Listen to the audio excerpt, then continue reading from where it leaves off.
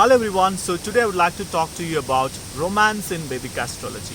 So how can you check whether the person is really romantic or not by analyzing his birth chart? So most importantly, 5 parameters that we need to check to understand whether this person is actually romantic or not, or he's very conservative or very reserved in nature.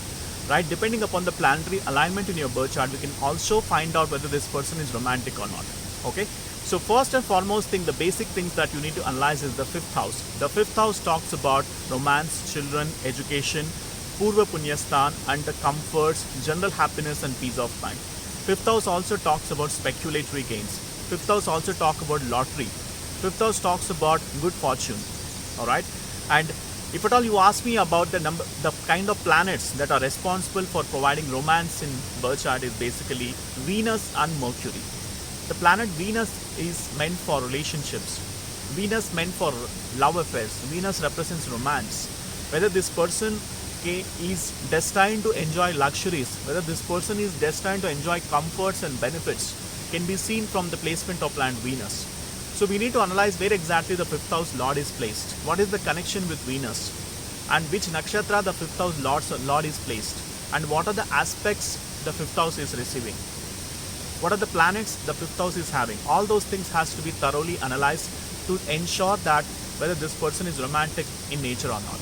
And the 1st house talks about your own self. 1st house talks about basically about your mindset, your characteristics, your behavior, the way you perceive others, the way others perceive you. All those things can be seen from your 1st house. And the placement of moon also matters a lot, because if at all you have because moon is the karaka for mind. Moon is the karaka for thoughts, right? So the kind of thought process that you have, the way you perceive yourself, the way you perceive others, your mindset, everything plays a major role in terms of exhibiting that romance, exhibiting that sense of humor towards others. So all those things can be seen from your 1st house. Okay? And the 5th house talks about romance and romantic affairs and relationships. And you have to analyze the placement of 11th house as well. 11th house talks about hopes and wishes. Okay? Let's say if at all you are planning to generate that love among your partner. So for that you got to make certain effort.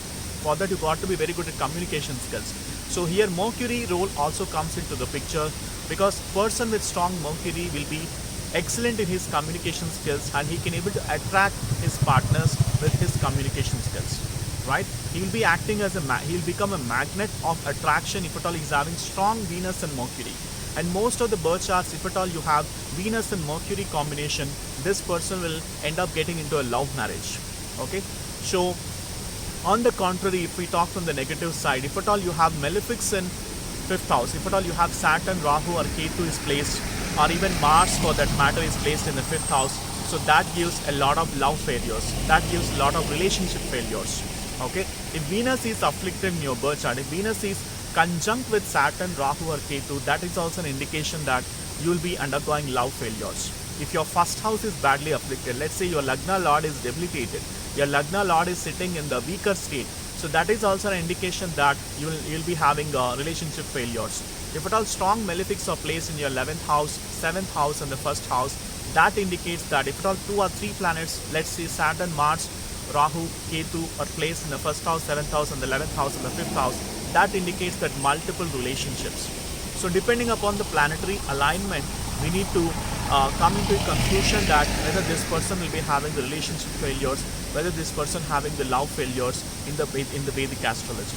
So all these things can be properly analyzed by understanding your birth chart, by carefully analyzing the planetary alignment in your birth chart. So let me always keep telling it to you that half knowledge is dangerous. If at all you know just a half knowledge, and you cannot come into a conclusion that this person will be having a love failure, right? So you need to analyze all the 9 planets, because in this video itself I have told nearly 4 to 5 planets. So each planet have its own role to play. For example, Moon is the karaka for mindset, and Mercury is the karaka for communication. Venus is the karaka for relationship. Okay? Saturn is the karaka for stability. If at all your relationship should go for a longer period of time, you need to have Saturn blessings as well. Okay? And if at all you need to satisfy your own soul, you need to satisfy your own self, you need to have Sun's energy in your birth chart. So each planet have its own role to play. But majorly when you talk about romance as a topic, then Venus, Mercury, Moon plays a major role, and If at all you need my astrological consultations, please book an astrological consultation. The link is mentioned in the description section. Once I get a consultation order, I'll be able to help you with a complete analysis pertaining to your individual birth chart. For that, I need your date of birth, time of birth, and place of birth. And you can send an email with all these details. After booking an astrological consultation, I can able to provide you the analysis pertaining to this. Okay, so I'm sure you should be excited by watching this video to understand about what is mentioned in your birth chart. So hurry up and book for an astrological consultation. The link is mentioned in the description section, and I'll wait for your consultation. Bye for now.